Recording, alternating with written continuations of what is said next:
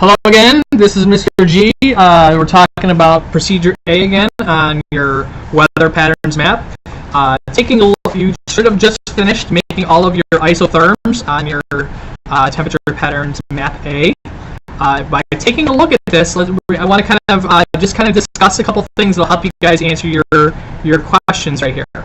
So one of the things that you should notice by looking at your map is the general trend that you would see looking at the isotherms. So if I notice these isotherms, the isotherms pretty much start in the west, and they kind of travel all the way across the country to the east. So they pretty much follow the country from west to east.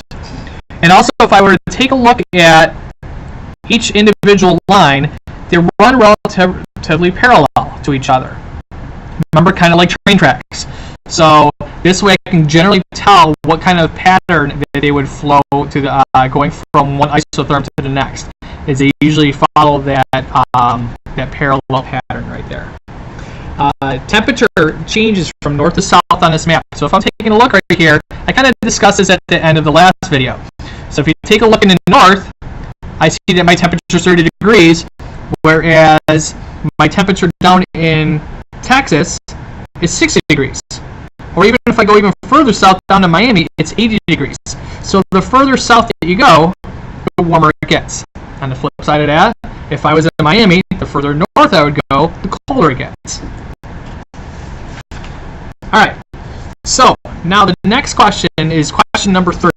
So if I take a look at question number 3, it says, look carefully on the map between which two cities is the difference in temperatures the greatest. Alright, so hint, look where the lines are the closest. So if I'm looking on this map right here, I can see on this side of the map, the lines are pretty far apart. If I go over here, I start to see I have some lines that are pretty close together. So so it looks like the lines are closest between these two cities right here.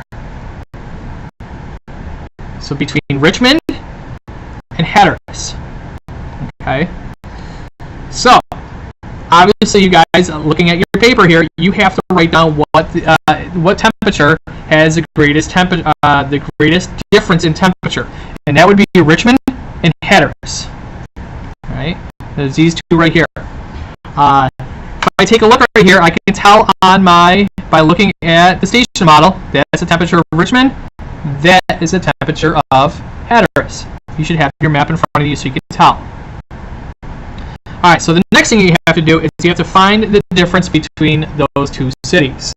And to find the difference between the two cities, one of the things that you have to use is a scale that is at the bottom of the map that you have right here. I'm kind of pointing at it with my pencil right now.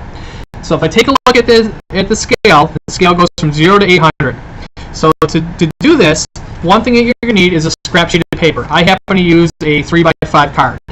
So if I line up where Richmond is in Hatteras, like this, and kind of make like a little line on my scrap sheet of paper, I can then take this down to my scale of miles, and I can see what the distance is between those two cities.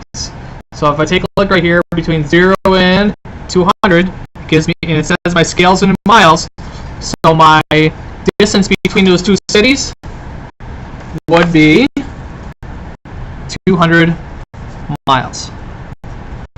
I'm going to take the time right now to fill in the cities that we were talking about before. So we have Richmond.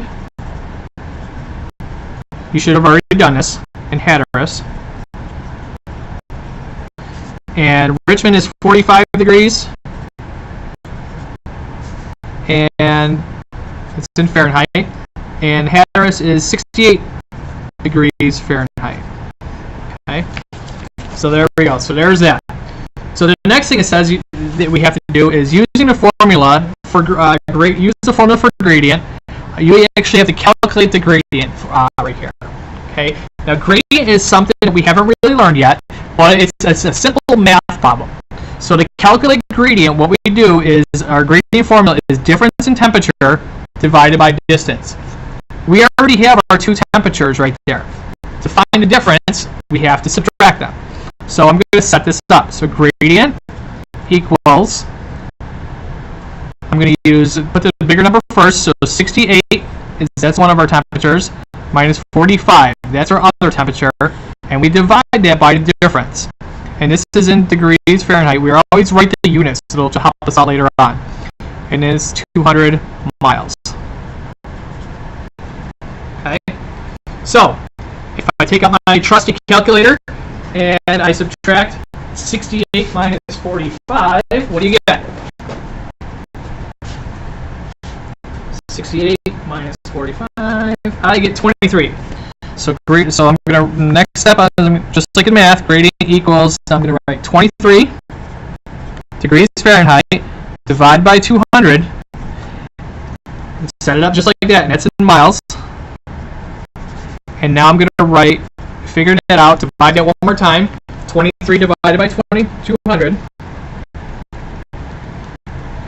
I get this weird number. So my gradient is going to be 0.115. As you can see, that's what I have in my calculator. But my unit is going to be degrees Fahrenheit per mile. And that's how I solve this problem. Okay. Now, to do the next problems, number 4 and 5, you're going to do follow the same rules that I did before. All right, you're going to find the temperature, you're going to find the distance between the two cities, and then you're going to use the gradient formula to calculate the gradient for those two cities for number 4 and 5. Good luck. This is the end of video for Map A.